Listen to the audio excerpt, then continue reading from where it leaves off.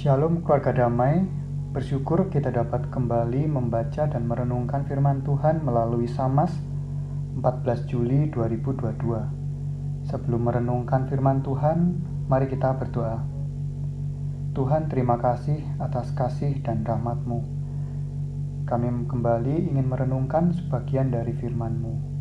Kiranya Engkau buka hati dan pikiran kami agar dapat memahami dan melakukan firman-Mu dalam hidup kami. Amin. Tema renungan hari ini adalah Imam Besar yang Mengerti. Firman Tuhan diambil dari Ibrani 5 ayat yang pertama sampai kelima.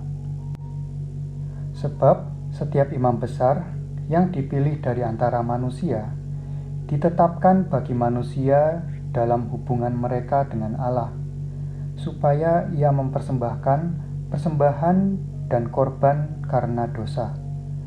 Ia harus dapat mengerti orang-orang yang jahil dan orang-orang yang sesat, karena ia sendiri penuh dengan kelemahan, yang mengharuskannya untuk mempersembahkan korban karena dosa, bukan saja bagi umat, tetapi juga bagi dirinya sendiri.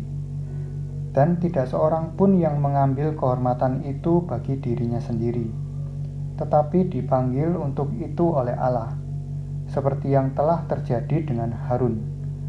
Demikian pula Kristus tidak memuliakan dirinya sendiri dengan menjadi imam besar, tetapi dimuliakan oleh Dia yang berfirman kepadanya, "Anakku, engkau telah kuperanakkan pada hari ini." Demikian firman Tuhan.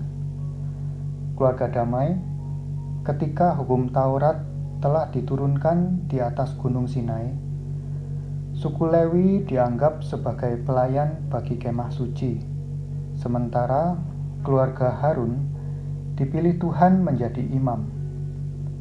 Imam bertanggung jawab sebagai perantara antara Allah dengan manusia, dengan memberikan persembahan-persembahan yang dituntut oleh hukum Taurat. Di antara para imam, seseorang akan dipilih sebagai imam besar. Imam besar akan masuk ke tempat yang paling suci sekali setahun di hari penebusan untuk meletakkan darah kurban di atas tabut perjanjian. Dengan melakukan pengorbanan harian dan tahunan, dosa manusia secara sementara dihapuskan. Dalam bacaan hari ini, kita dapat melihat bahwa jabatan imam besar merupakan kehormatan yang sangat besar dan tidak boleh diambil bagi diri sendiri. Imam besar adalah manusia pilihan yang dipilih oleh Allah sendiri sebagai perwakilan manusia di hadapan Allah dalam memberikan persembahan dan kurban penghapusan dosa. Seorang imam besar juga manusia yang memiliki banyak kelemahan, sehingga dia bisa memahami keadaan dan berbagi rasa dengan orang-orang yang jahil dan orang-orang yang sesat. Orang-orang yang jahil adalah mereka yang bersalah karena dosa ketidaktahuan mereka. Mereka lamban dalam mengerti firman. Seorang imam besar harus memiliki kasih bagi mereka dan bersedia mengajari mereka yang lamban mengerti. Sedangkan orang-orang yang sesat adalah orang-orang yang menyimpang dari kebenaran. Mereka tahu yang benar, tapi tidak melakukannya. Seorang imam besar adalah seorang yang memiliki cukup kelembutan untuk membimbing mereka dari jalan yang sesat ke jalan yang benar. Ini akan membutuhkan kesabaran dan belas kasihan yang sangat besar. Oleh karena seorang imam besar juga manusia yang lemah dan berdosa, maka ia harus mempersembahkan korban penghapusan dosa bukan saja bagi umat, tetapi juga bagi dirinya sendiri. Keluarga damai, kita sungguh bersyukur karena kita memiliki Kristus sebagai imam besar yang agung. Kristus turut merasakan kelemahan-kelemahan kita sebagai manusia. Ia telah dicobai, namun tidak berbuat dosa. Kristus bahkan mempersembahkan dirinya sendiri sebagai kurban persembahan yang hidup dan yang kudus untuk menebus dosa kita.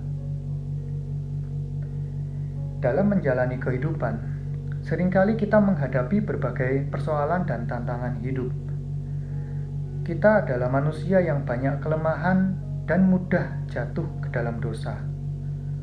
Oleh karena itu, ingatlah bahwa kita harus bersandar pada Kristus. Kristus mengerti segala persoalan yang kita hadapi. Kristus akan menguatkan dan memampukan kita untuk menghadapinya. Mari kita berdoa. Tuhan Yesus, terima kasih atas kasih-Mu yang begitu besar bagi kami, sehingga Engkau rela menebus dosa kami. Engkau adalah imam besar yang mengerti kami, manusia yang lemah ini. Kami percaya akan penyertaan-Mu yang sempurna. Bimbing dan sertai kami dalam menghadapi persoalan dan tantangan hidup. Terima kasih Tuhan. Amin.